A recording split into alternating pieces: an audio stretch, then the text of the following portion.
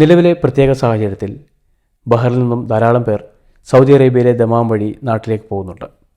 അത്തരത്തിൽ നാട്ടിലേക്ക് പോകാനായി തയ്യാറെടുത്ത ഒരു മലയാളി സ്ത്രീ ഡ്രൈവറുടെ ചതിക്കുഴിയിൽപ്പെട്ട ഒരു കഥയാണ് നിങ്ങളോട് പറയാനുള്ളത്. കഴിഞ്ഞ ദിവസമായിരുന്നു സംഭവം. ജോലി മതിയാക്കി നാട്ടിലേക്ക് പോകാനായി ദമാം വിമാനത്താവളത്തിലേക്ക് തിരിച്ചതായിരുന്നു ഗർഭിണിയായ യുവതി. ഇവർക്കായി വിസയും ടിക്കറ്റും ഏർപ്പാടാക്കിയ ബഹ്റിനിലെ സ്വകാര്യ ട്രാവൽ ഏജൻസി തന്നെയാണ് ഒരു ടാക്സിയും ഇവർക്ക് തരപ്പെടുത്തി കൊടുത്തത്. എന്നാൽ യാത്രക്കാർ അറിയാതെ ഡ്രൈവർ ഈ കാറിൽ മദ്യക്കുപ്പികൾ ഒളിപ്പിച്ചു വെച്ചിരുന്നു. സൗദി കസ്റ്റംസ് പരിശോധനയ്ക്കിടെ മദ്യം കണ്ടെത്തിയതോടെയാണ് ഡ്രൈവറോടൊപ്പം യുവതിയെയും മറ്റൊരു യാത്രക്കാരനെയും പോലീസ് പിടിച്ചുവെച്ചത്. ലഹരി കടത്തിന് കർശന നിയമങ്ങളുള്ള സൗദിയിൽ ഇത്തരമൊരു കെണിയിൽപ്പെട്ട യുവതി പിന്നീട് അവരുടെ സുഹൃത്തുക്കൾ ഞങ്ങളുമായി 4PM ന്യൂസുമായി ബന്ധപ്പെടുകയായിരുന്നു. തുടർന്ന് ബഹ്റിനിലെ പ്രമുഖ സാമൂഹ്യ പ്രവർത്തകൻ ഫസൽ ഉൽ ഹക്ക് വിഷയത്തിലിടപെടുകയും പ്രശ്നം പരിഹരിക്കുകയുമായിരുന്നു. ഡ്രൈവർക്കെതിരെയുള്ള നിയമ നടപടികൾ പുരോഗമിക്കുകയാണ്. ചുരുങ്ങിയത് 3 വർഷമെങ്കിലും ജയിൽ ശിക്ഷ ലഭിക്കാവുന്ന ഒരു കുറ്റമാണ് ഇയാൾ ചെയ്തിരിക്കുന്നത്.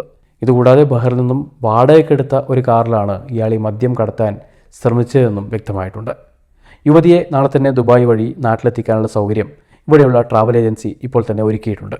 ഗൾഫിലെ നിലവിലെ സാഹചര്യം കണക്കിലെടുത്ത് പലരും ആശങ്കാകുലരാണ്. പലരും ഇതുപോലെ നാട്ടിലേക്കൊക്കെ പോകാനുള്ള ശ്രമത്തിലുമാണ്. അതേസമയം നമുക്ക് ചുറ്റും ഇത്തരമൊരു അവസ്ഥയിൽ പോലും ധാരാളം ചതിക്കുഴികൾ ഉണ്ട് എന്ന് മനസ്സിലാക്കുക. അതൊക്കെ തിരിച്ചറിഞ്ഞുകൊണ്ട് വേണം യാത്രക്കായി ഒരുങ്ങാനെന്ന് ഓർമ്മിപ്പിക്കുകയാണ്. ജാഗ്രത പാലിക്കുക, സുരക്ഷിതരായിരിക്കുക.